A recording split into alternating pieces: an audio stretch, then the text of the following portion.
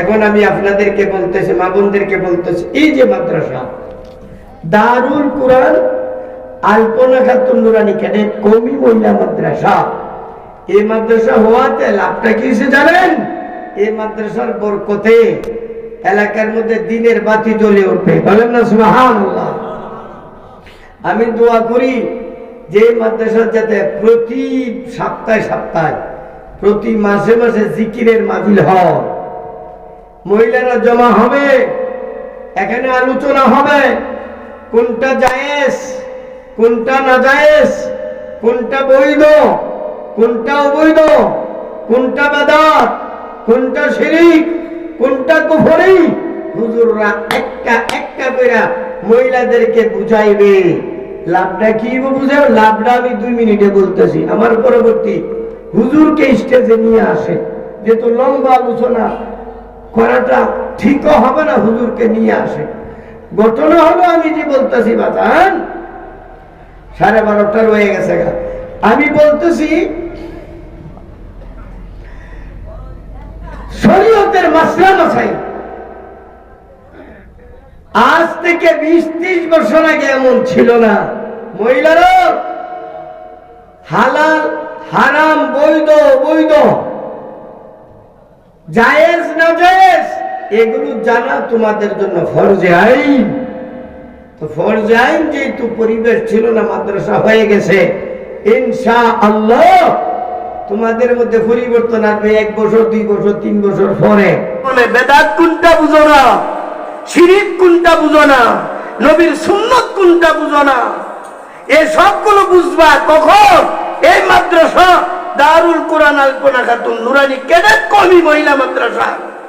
এই মাদ্রাসা প্রতি সপ্তাহে প্রতি মাসে জিকিরের মাহফিল হবে, মহিলারা দলে দলে আসবে, হুজুররা মাসলা বর্ণনা করবে, জিকিরের তলকিন দেবে, পর্দার আলোচনা করবে, হালাল হারামের আলোচনা করবে। ওই দিন বেশি দূরে না, যেমন মদিনাবাসীর মধ্যে পরিবর্তন এসে গিয়েছিল, গোটা এলাকার ঘরে ঘরে নবীর দিনের নবীর সুন্নতের বাতি জ্বলে উঠবে, বেদাত ঠিক চিরতরে দূরীভূত হয়ে যাবে। এই জন্য মাদ্রাসার প্রতি সুদৃষ্টি রাখতে হবে কিনা বলেন? ইনশাআল্লাহ মহিলারা তোমরা নিয়মিত, আমি মুহতামিম সাহেবের চিনি না, যেহেতু ওনার সম্পর্ক আছে মানে আল্লাহওয়ালাদের সাথে, এখানে মাসে অথবা সপ্তাহে অবশ্যই জিকিরের মাহফিল দিয়া। এখানে আরেকটা কথা বুঝো, কিছু ব্যাক কলচার কল আছে, আবহাওয়া বুঝে টুঝে না বুঝা ভিডিও ফেসবুকে দেখতে দেখে ফটো আমার অত সব বলি ইমামি আইয়াতাম্মা বিবিনাই মাদারিস লিল বানাত লিতালিমিন নিসা, মহিলাদের জন্য মহিলা মাদ্রাসা ব্যবস্থা করার হক্কানি আলেমদের দায়িত্ব, ফরজে আইন। আবার তাবলীগের যে বিষয়টা, ওয়ালা ইউখতাসু আন্না তাবলীগা লা ইউখতাসু বির-রিজাল বাল ইয়াউমুন নিসাআ, ফাইজুল বারীতে আল্লামা আনোয়ার শাহ কাশ্মীরি লাগে।